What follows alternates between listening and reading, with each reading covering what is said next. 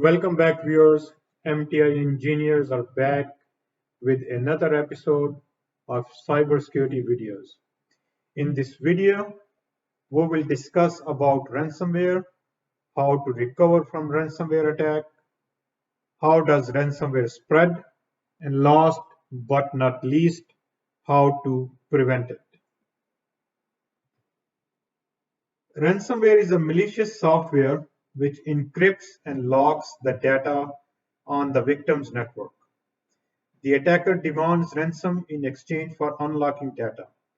It gets even complicated when attackers threaten to release confidential and/or compromising information to other criminals and our public. An infected computer would present itself with a message with threatening consequences, a deadline, and the ransom amount along wiring instructions. If you receive this message, obviously panic and let your IT department know right away. IT department should analyze the damage, devise and implement a recovery plan and report to authorities as soon as possible. Hopefully it would never happen, but hopes go only so far. It isn't the matter of if, but more importantly, when and how to recover from it. Once you have fallen victim of ransomware and your data has been locked, there are a few options to recover. The first and probably the only option is to recover from the most recent backup. Are your backups intact? Are they got encrypted and locked along other data? If the backups were done right and kept secure, how long does it take you to recover from them? Minutes, hours, or weeks? The second option is to pay ransom. Though most of these attackers want to maintain their credibility and provide unlocked keys, there is no guarantee and absolutely no guarantee that they will respond after receiving ransom.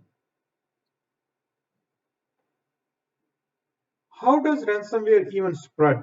It mainly comes through email attachments or URLs downloaded from infected websites or infected ads, even from the legit sites. More sophisticated actors may attack through servers and firewall vulnerabilities. We will go over these in the next few sections.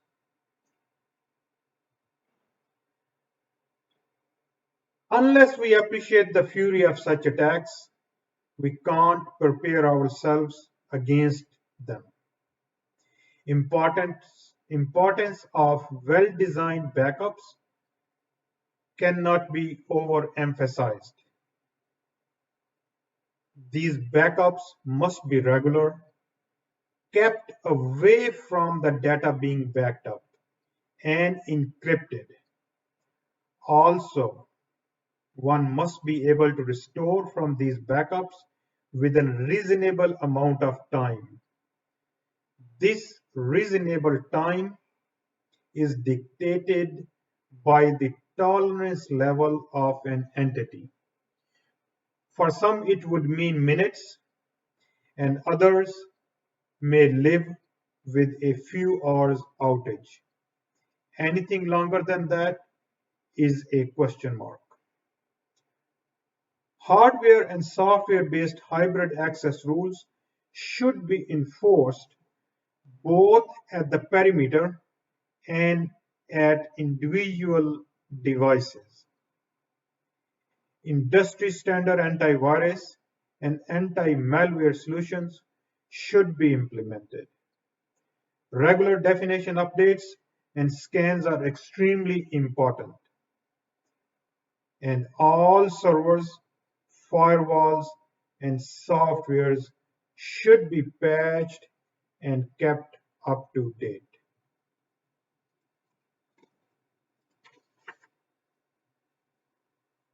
Lockdown shares and drive access.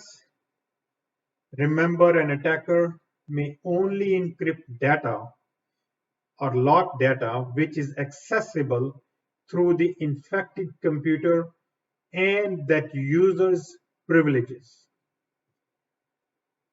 Don't give your end users any unnecessary admin privileges. If infected, they can only access what is available to their account. Encrypt data both in transit and at rest. Encrypting data at rest may help contain confidential data exposure during ransomware attack. Even if the attacker locks your data and steals it, they cannot unencrypt your confidential information if it was encrypted the right way. Keep servers and networking equipment patched, secure, and up to date.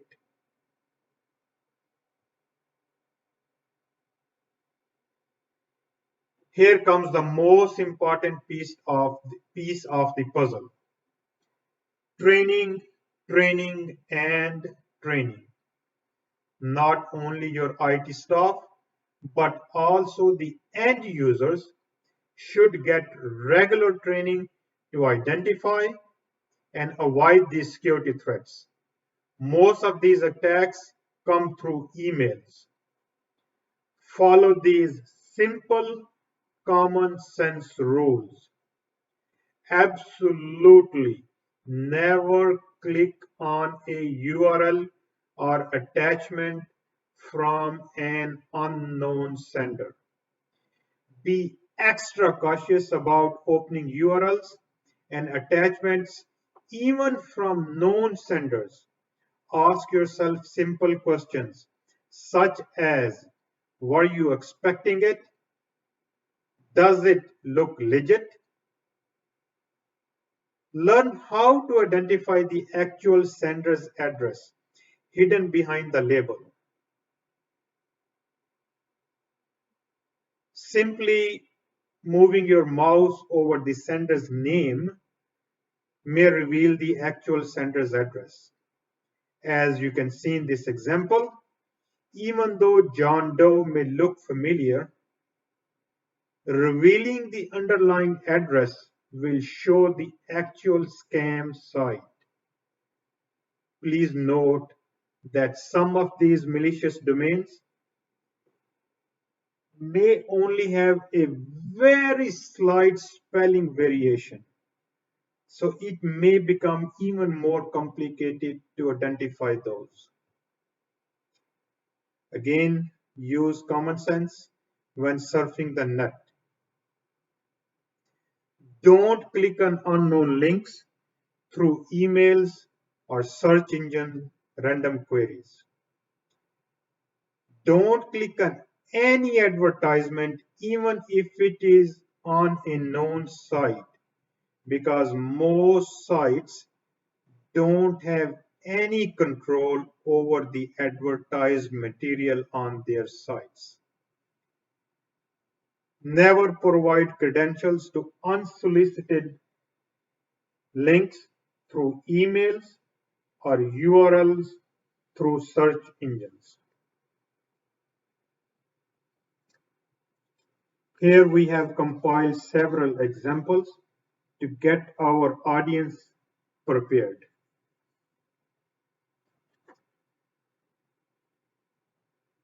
In this first example, the email is pretending to be coming from Office 365.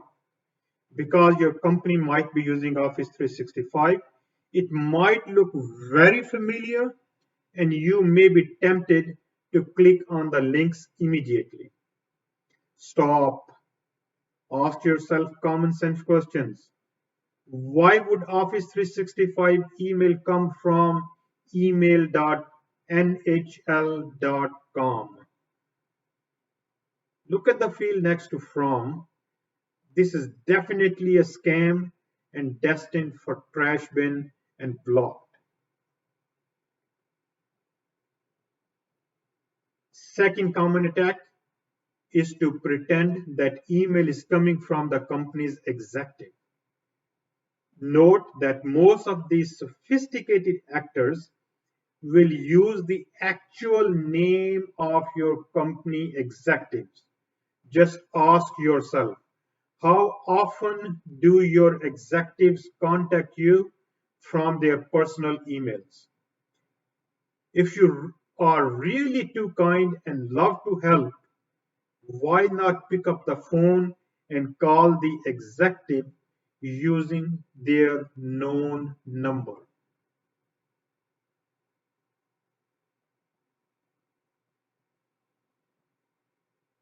In this one, the attacker is pretending to be coming from HR and asking for personal information to design future most sophisticated attacks.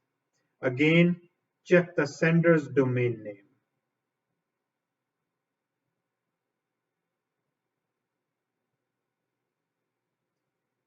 This one is even more sophisticated. It is coming from a quite familiar site, though if you pay close attention, you will notice the fake domain name. finpro-finrar.org is not a legit site. As most of you can tell that the actual site would be finra.org. Again, unless you are certain, don't click on any links, even if they appear to be coming from legit sources.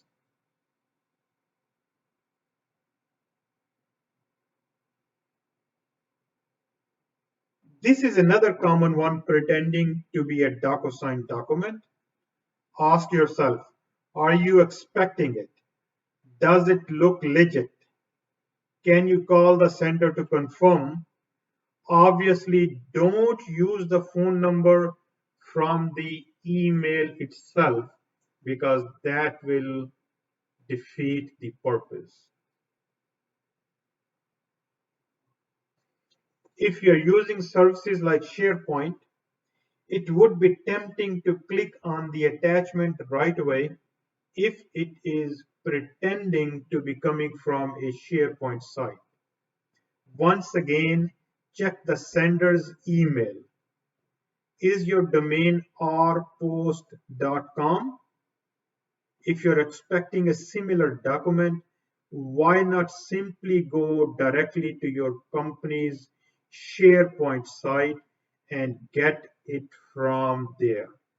Don't click on the attachments.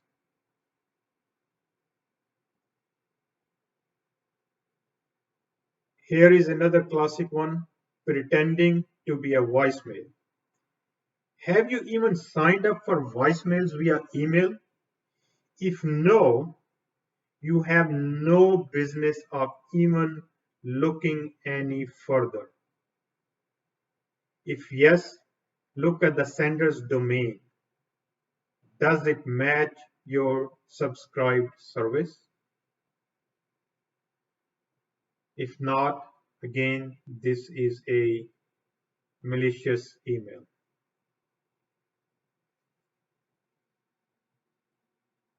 Let us conclude by making a promise that we will all respect the power of malicious actors, prepare accordingly, and use common sense.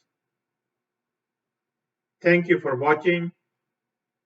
Subscribe to our channel for the updates and more videos on these topics. We hope that it has helped. If you need more information or need to contact us, visit our site at miracletext.com. Thank you.